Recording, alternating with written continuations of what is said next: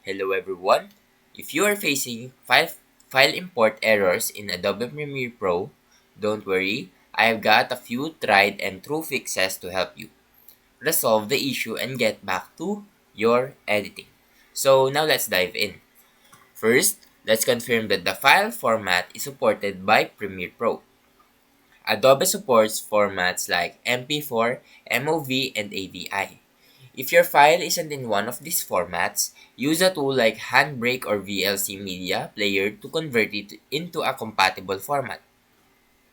Now, corrupted media cache files can cause issues so to fix this, go to Edit, click on Preferences, then Media Cache, and click the Delete Unused Media Cache.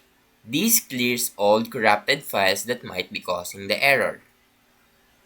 Now, occasionally, file names with special characters or overly long paths can cause import problems. Rename the file using simple characters or move it to a folder with a shorter path. Then, try importing it again. Now, make sure you are running the latest version of Premiere Pro. Older versions may not support newer codecs. Update through the Adobe Creative Cloud app to ensure compatibility. And that's it. These fixes should resolve your file import errors in Adobe Premiere Pro. Now, if you found this video helpful, please leave a like and subscribe.